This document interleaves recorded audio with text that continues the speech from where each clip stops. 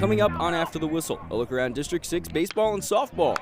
Plus, we head out to the field to see our local lacrosse teams in action. And a big-time win from the Nittany Lions men's lacrosse program. All that and more is on the way. After the Whistle starts now.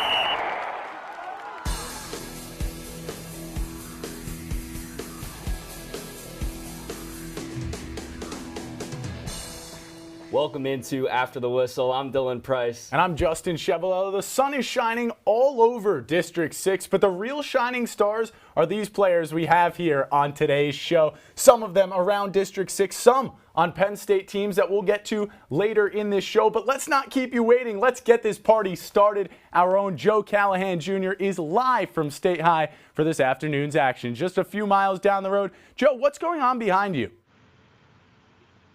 Thanks, guys. I'm live at Community Field as State High is geared up to take on Redland. And it's not the start the Little Lions were hoping for to start their season, as they sit at the bottom of the Mid-Penn Commonwealth. But after a tough, upset victory against North Allegheny just a week ago, they're looking to take that success into their next stretch of games because 4 of their next 6 opponents only have 1 loss or less. They're looking to take momentum here and from that into those games and make them put their money where their bats are.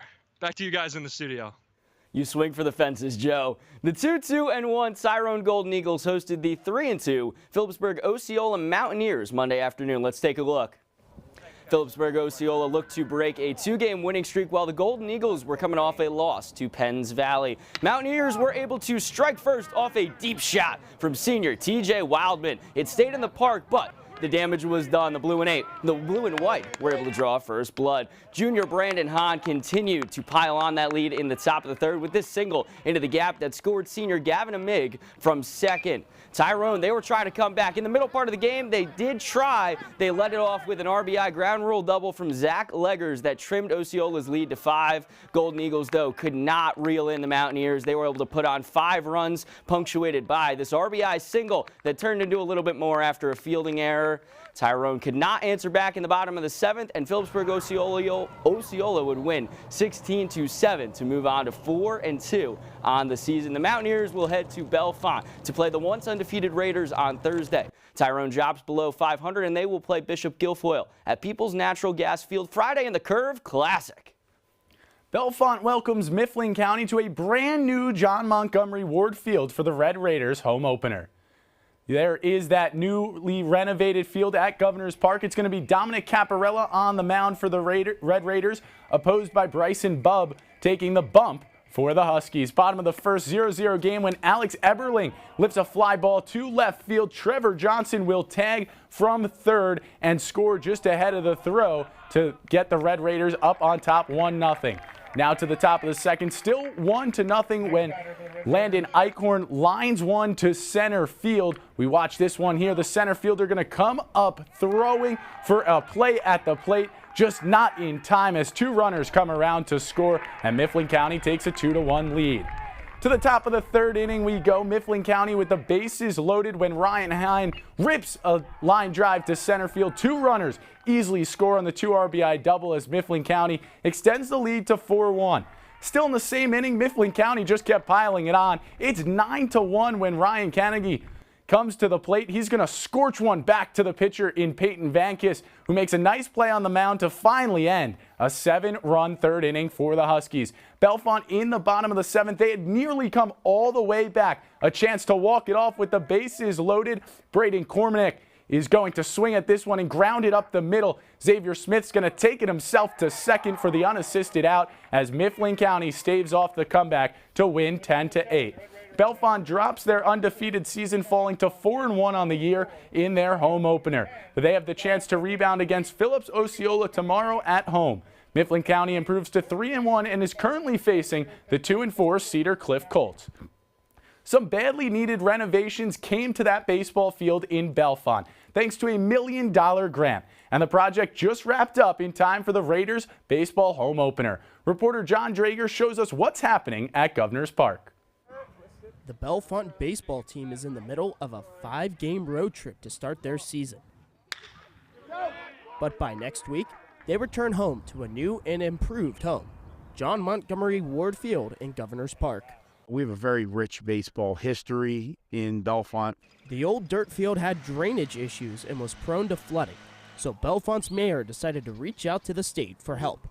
That turned into a $1.1 million grant awarded to the borough through former state senator Jake Corman, who grew up in Bellefonte. That money was used to build a turf infield, a first in the Mountain League, brand new dugouts with connected bullpens for pitchers to warm up, a press box behind home plate, and padding on the back fence.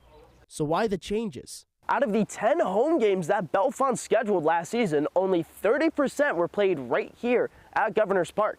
But with one flagpole, conversations began about renovations to the ballpark. You know, as mayor, the first thing I'm going to do is get a flagpole out there. And then we got to talking, what can we do? After inspections by the contractors this week, the team got to practice on the field, with high expectations about the new atmosphere. The environment's a lot better. It seems it's brighter here. The new ballpark brings appreciation from the Boosters Club, including President Dave Caparella. We're thankful for all the people that were involved, from Senator Corman to the borough.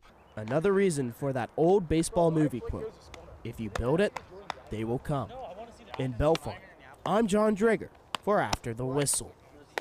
Bellefonte hits the road on Friday to take on Huntington before returning back to that new field to host Bald Eagle on Monday.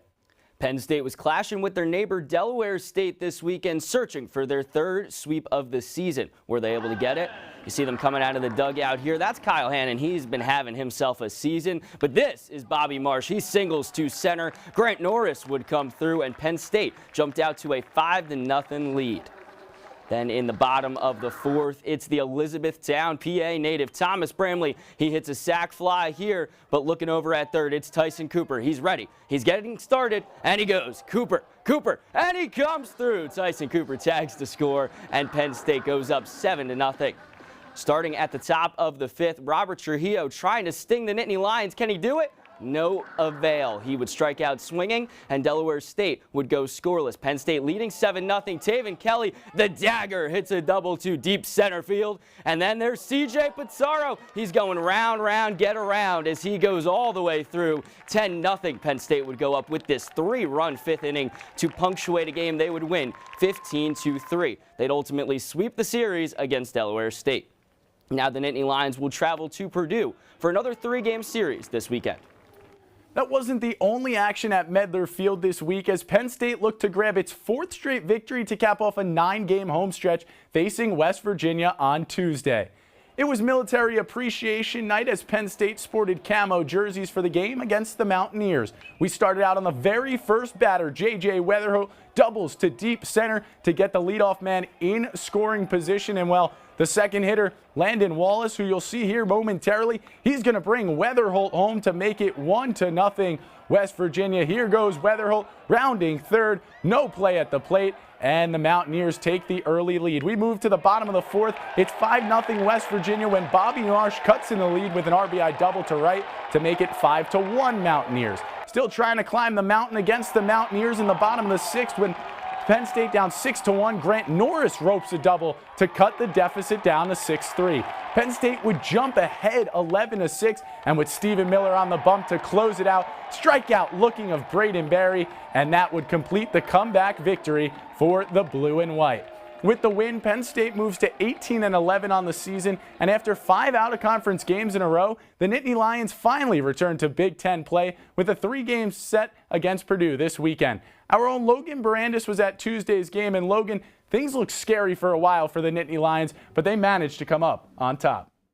Thanks, Justin. Even after finding themselves in the early hole, the Nittany Lions never gave up, and in a game that even included a very rare inside the park grand slam, they found a way to come back and win it. Let's take a look at how it all happened. Looking to extend a 3-game winning streak, the Nittany Lions found themselves in a big hole early on, down 5-0 heading into the bottom of the 4th inning. But with a new uniform to celebrate Military Appreciation Night, the Nittany Lions weren't going to go down easy. After finally cracking the scoreboard in the 4th, Penn State would explode for a 7-run 6th inning, capped off with a Kyle Hannon inside the park grand slam. Penn State wouldn't look back from there, adding 3 more in the 7th inning to cap off one of its biggest wins of the season. Manager Rob Cooper praised his squad for keeping a level mindset despite the early deficit. there's a saying in baseball that momentum's only as good as your starting pitcher, and you know, that's a saying, and obviously pitching helps, but I think momentum's only as good as your mindset. You know, if you realize what it took tonight to win, not one guy trying to do it by themselves, playing as a team, playing free and easy, you're never out of it, be baseball players, get to the next pitch, that's something you can carry forward. After the fourth inning, the Mountaineers only mustered up one more run the rest of the game. Tommy Molsky, the winning pitcher on the night, said giving the offense a chance was key. Yeah, we've struggled recently giving up runs in tight spots or letting a lot tally on in one inning, but really just shutting that down and giving our hitters a chance to get up and retake the lead there was huge. A big force behind the comeback win was a packed house at Medler Field, which saw 2,700 fans. And after a loss in front of that same crowd last Tuesday, Cooper and his team were determined to make it up to the Penn State faithful. It's awesome, and I think if you were to ask our guys, you know, obviously we had a great crowd last week too. Didn't play well in our opinion, and you know, I know our guys were determined to play better in front of our home crowd, and we did. But in regards to the 5,287 hot dogs consumed on Dollar Dog Night, Cooper bet the under. By the way, I think I was pretty darn close to guessing it. What did I say? I think 51 something. Yeah, I was close. So like on the Price is Right, I was under, so I'd probably move on. Yeah. Well, fans will have one more chance to top that Dollar Dog Night total with the Nittany Lions' next home game being played on Tuesday against Youngstown State. Reporting in studio, I'm Logan Mirandis. Logan, those camouflage jerseys were electric, but that hot dog total, hot diggity dog, that is something. Coming up after the break, we dive into the softball world, including a big-time rivalry coming to play here at Beard Field. Plus, Penn State men's lacrosse looks to take down its longtime kryptonite and continue their season success. But in the meantime, here are some scores from around the district.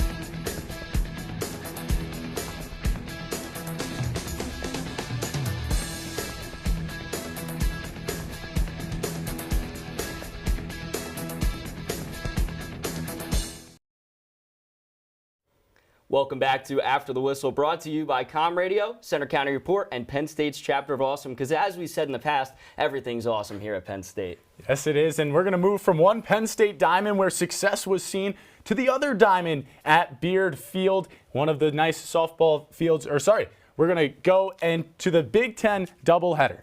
The Ohio State Buckeyes came to town yesterday for the Big Ten doubleheader against Penn State. We take you to Beard Field where this happened, the first at-bat of the game after fans get into it. Remember, first of two games between Penn State and Ohio State. Bailey Parshall gets the strikeout looking. She had a few of those yesterday. She pitched in both games, but in the top of the third, Melina Wilkeson sends one to deep left, and it's gone. Home run to put Ohio State up 1-0.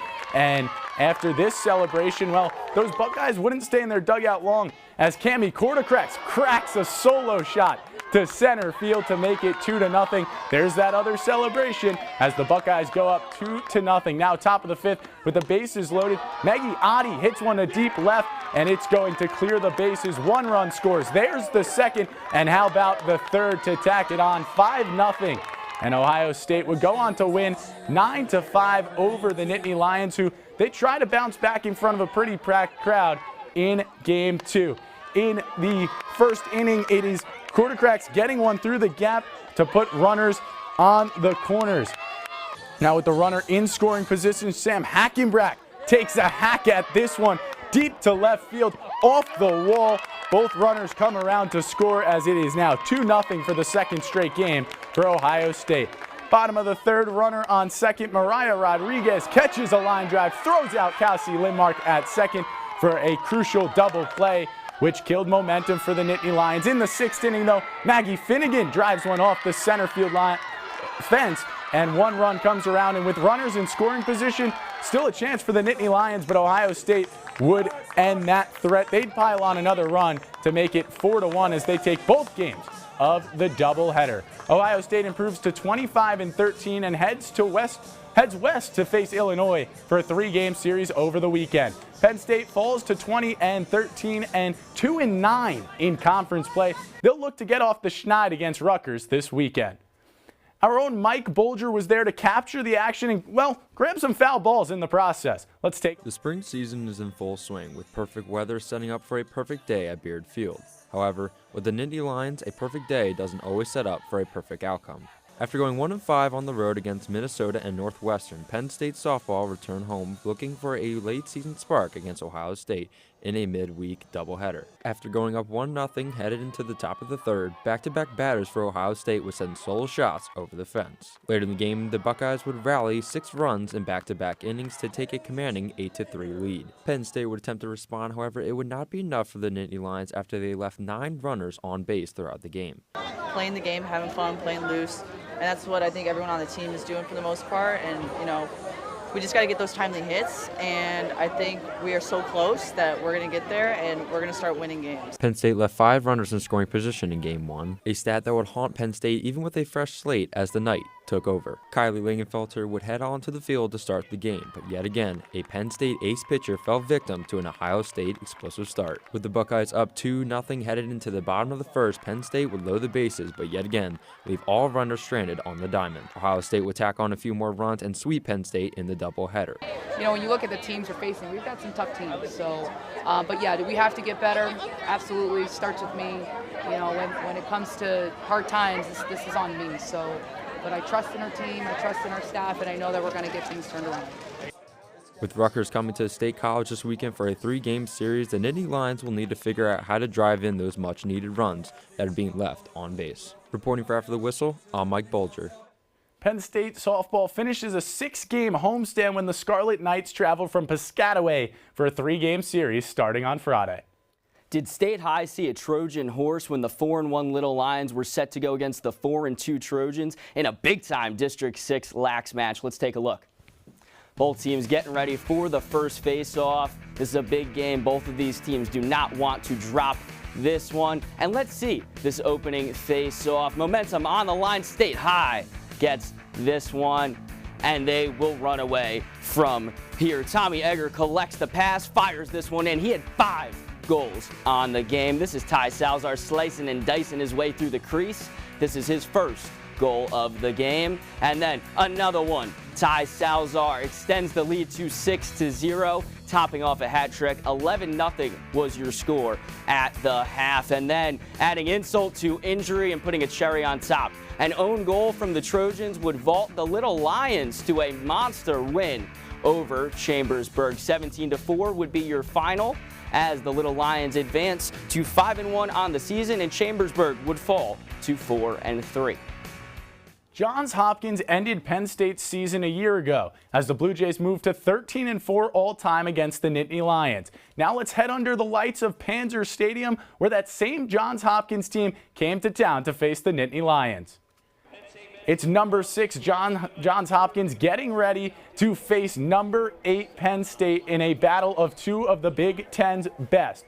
In the 2nd quarter, with Hopkins up 5-0, Matt Traynor fires a missile off the assist from Will Peden to cut the lead to 5-1. The first goal for the Nittany Lions, well, they'd come roaring back as Kyle Aldridge dishes it to Malone, who hits not 1 but 2 defenders with a pump fake and buries it in the net to go and tie it at 6. Halftime, Blue Jays come out, Penn State leading, and well, the Blue Jays not for long as Casey McDermott streaks down the field, spins it off, and gets the goal, with it tied at 7. Now 2 minutes and 30 seconds left, or 2 minutes and 30 seconds after Hopkins took the lead. It's going to be Kevin Winkoff tying up the game and sending it to overtime. And then watch this in double overtime. Winkoff going to seal the deal for the Nittany Lions, who upset number 6 Johns Hopkins 12-11. Penn State gets the thrilling 12-11 victory in front of an electric home crowd. The Nittany Lions improved to 7-3 and will face number 15 Michigan in Ann Arbor on Sunday. For Johns Hopkins, they drop to 9-4 and will host Ohio State on Saturday. Our Carlos Garcia was there as it all went down, and he's here now to tell us more.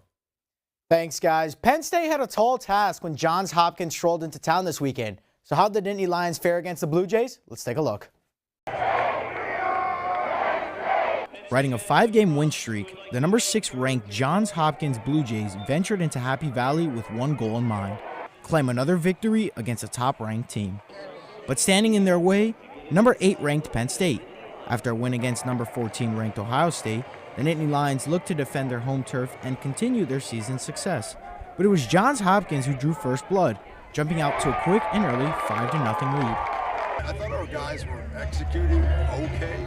We just were not playing with a whole lot of passion. You know, Johns Hopkins came out on a mission. They were playing with a purpose, and they're extremely talented at both ends of the field. For the first time this year, Panzer Stadium hosted Saturday Night Lights, the first night game for Penn State lacrosse in State College. With a battle between two top 8 teams, Happy Valley was in for some fireworks. After back and forth between both squads and a stadium full of fans, it was a storyline for the ages. But in the end, it was an unsung hero who got it done. Senior Kevin Winkoff scored the equalizer with 2 minutes remaining in the fourth quarter and the game winner in double overtime to stun the Blue Jays 12-11. But you could see it coming down the fourth quarter and into overtime. As a senior, he's got a lot of maturity, a lot of years under his belt, and willing to take the shot and right place, right time. And it was a great place to have Kevin standing at the end of that on that ride. The resilience to battle on was present in not only Winkoff's late game performance, but in the teams. Facing a tough opponent and with their backs against the wall, the Nittany Lions roared back and showed why they deserve to be a top 5 team. I felt like early we were just trying to figure out if we belonged on the field, and then towards the end of the day we knew we did, and it was just about making it happen, and we were just fortunate. I mean, both teams had chances at the end, so I think we were just fortunate to get a great win against a really good team. The Blue and White will look to continue their momentum when they travel to Michigan to face the Wolverines this weekend. Well, thanks, Carlos. I mean, Kevin Winkoff in the spotlight of Saturday night under the lights at Panzer Stadium really took and shined for the Nittany Lions. But that's all we have for this week. Tune in next week for more District 6 sports and Penn State athletics. And hey, keep up with the crew on Twitter and Instagram at ATWPSU for more updates about showtimes and what games we are covering. We will see you next week here on After the Whistle.